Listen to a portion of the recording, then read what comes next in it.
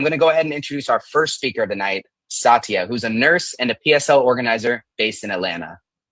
A foundational step in the socialist reconstruction of society would be the creation of a new constitution.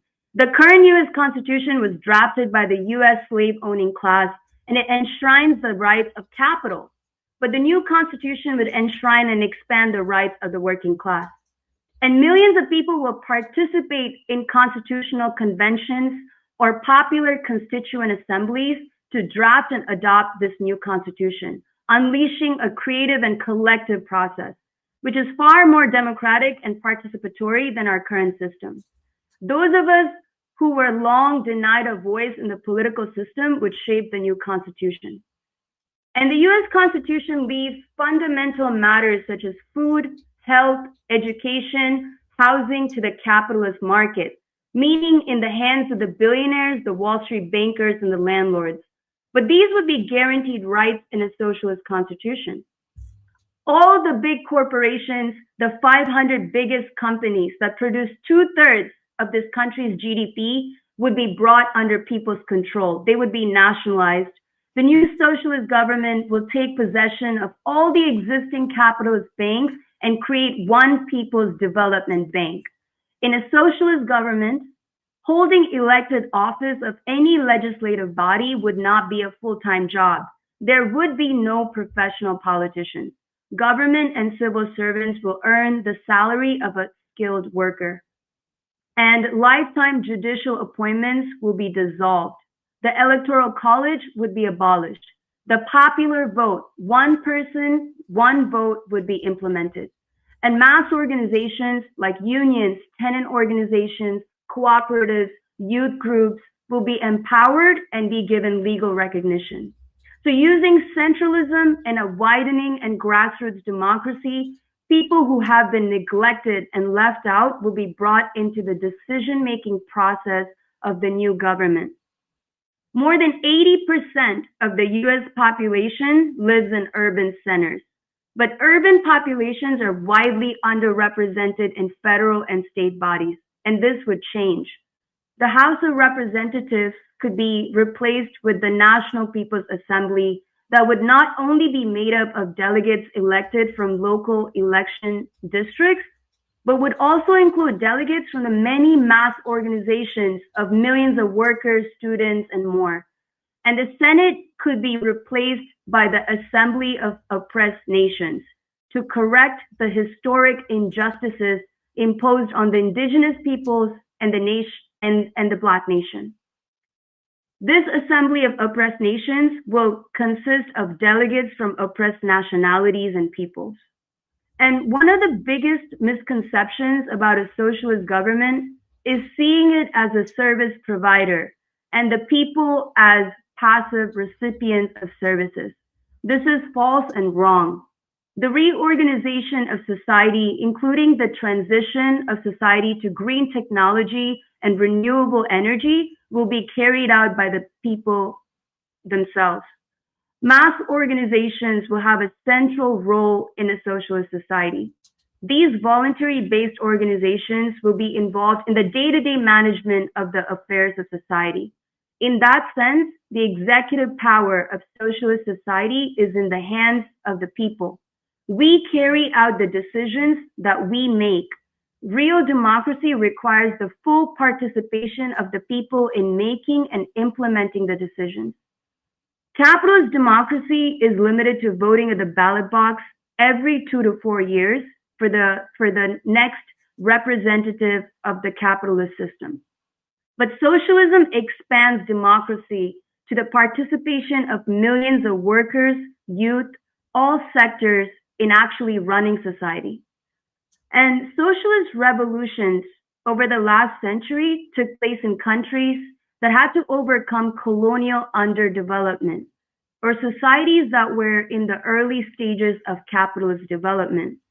But today, the US is an advanced capitalist economy. So the material conditions exist already in the US to transition immediately to socialism. Next, I'm going to introduce our second speaker of the day, which is going to be Natalie. Natalie is a central committee member of the PSL and the Vice President of Substitutes with UESF, the United Educators of San Francisco. So give a warm welcome to Natalie. Hi, everyone. It's so great to be with you this evening. I'm so excited to be talking about socialism at this particular moment in our history, and also in the labor movement itself. I'm here in Denver getting ready for the National Education Association Representative Assembly. Socialism experiences an exciting expansion of its popularity.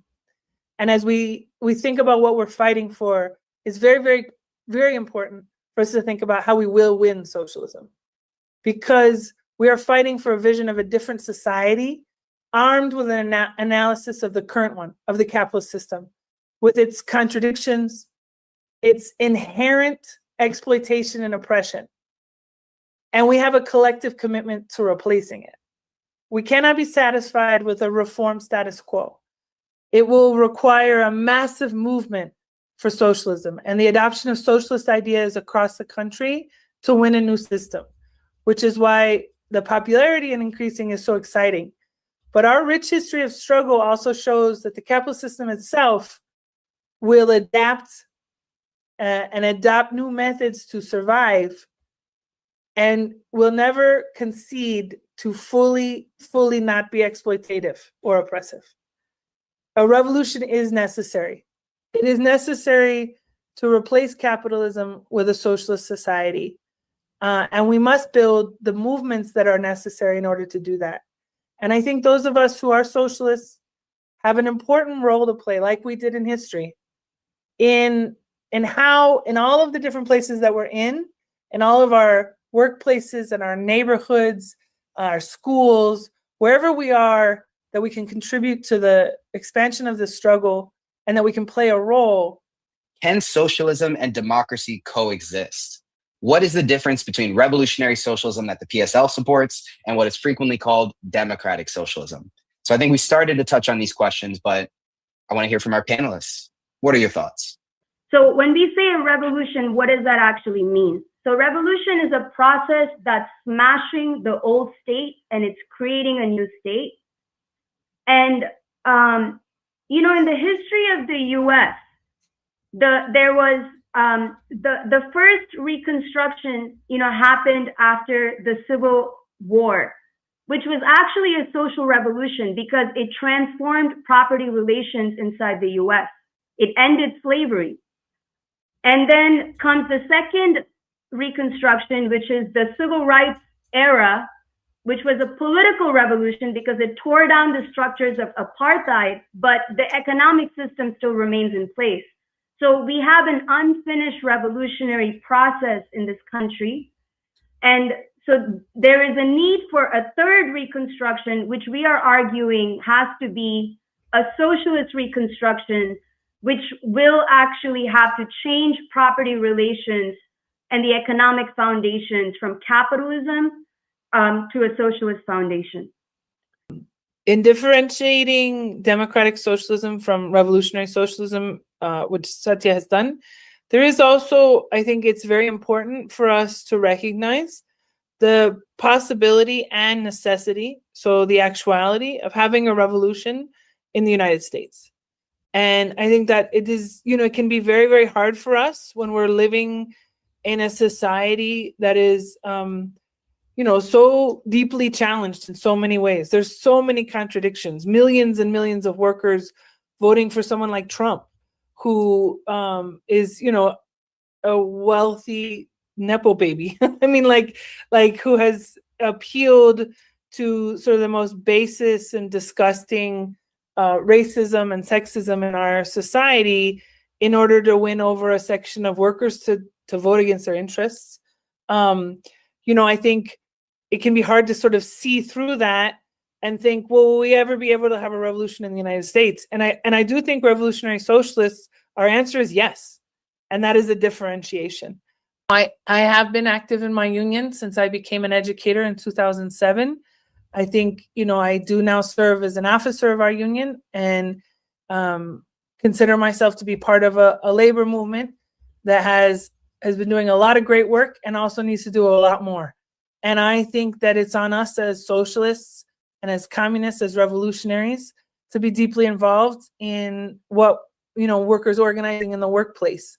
And for us as educators, we're not at the point of production, but we have a political role to play right now in the struggle for democracy, the struggle to defend public education, and to, I think, be part and parcel of those struggles as we seek to build a consciousness that goes beyond the consciousness of the union, the consciousness of our class, and rightly understanding who the bosses are and how they operate in society, but towards socialist consciousness.